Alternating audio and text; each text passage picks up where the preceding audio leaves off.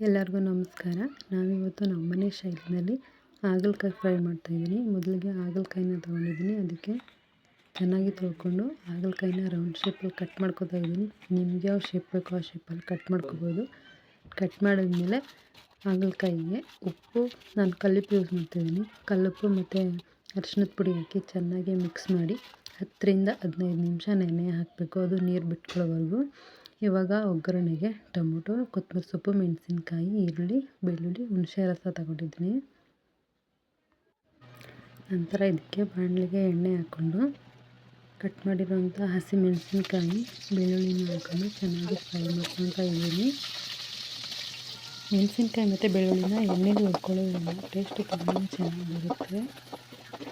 ಹಾಗಲಕಾಯಿ ಆರೋಗ್ಯಕ್ಕೆ ತುಂಬಾ ಒಳ್ಳೆಯದು.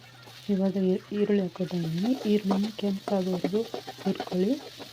ಕೆಲವರು ಹಾಗಲಕಾಯಿನ ಕಹಿ ಅಂತ ತಿನ್ನೋದೇ ಇಲ್ಲ, ಆದರೆ ಅದರಿಂದ ಆಗುವಂಥ ಹೆಲ್ತ್ ಬೆನಿಫಿಟ್ ತುಂಬಾ ಇದೆ.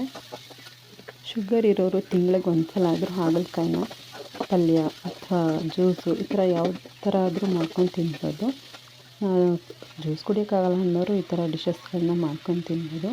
ಇವಾಗ ಹಾಗಲಕಾಯಿನ ಉನಿ ಹಾಕಿಟ್ಟು ಅಲ್ವಾ, ಅದನ್ನ ಚೆನ್ನಾಗಿ 2 ಸಲ ನೀರಾಕಿ ತೊಳ್ಕೊಳ್ಳಿ. ಯಾಕಂದರೆ ಉಪ್ಪು ಆಗುತ್ತೆ. ನೀರನ್ನು ಚೆನ್ನಾಗಿ ಹಿಂಡ್ಬಿಟ್ಟು ಹಾಕ್ಕೊಳ್ಳಿ. ನೀರಿದ್ದರೆ ಏನಿಲ್ಲ, ಎಣ್ಣೆಯಲ್ಲಿ ಚೆನ್ನಾಗಿ ಫ್ರೈ ಮಾಡಿದರೆ ಕಹಿ ಸ್ವಲ್ಪ ಕಮ್ಮಿ ಆಗುತ್ತೆ ಅಂತ. ಒಂದು 5 ನಿಮಿಷ ಎಣ್ಣೆಯಲ್ಲಿ ಚೆನ್ನಾಗಿ ಫ್ರೈ ಮಾಡ್ಕೊಳ್ಳಿ.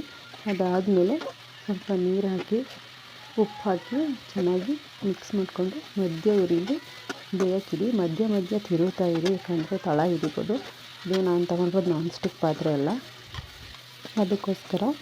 ಇವಾಗ ಸ್ವಲ್ಪ ನೀರು ಹಾಕಿ ಒಂದು ಪಾತ್ರೆಯಲ್ಲಿ ಒಂದು ಪ್ಲೇಟ್ ತಗೊಂಡು ಮುಚ್ಚಿಬಿಟ್ಟು ಅದನ್ನು ಸ್ವಲ್ಪ ಹೊತ್ತು ಬೇಯಿಸ್ಕೊಳ್ಳಿ.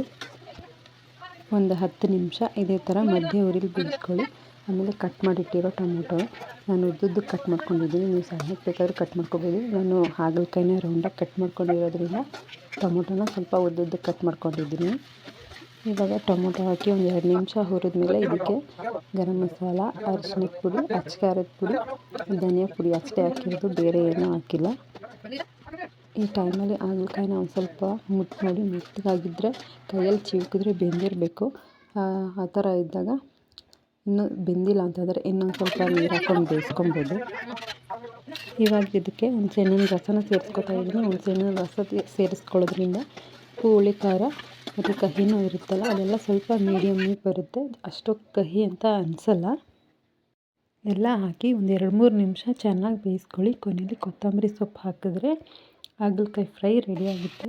ನನಗಂತೂ ತುಂಬಾ ಇಷ್ಟ ಆಯಿತು.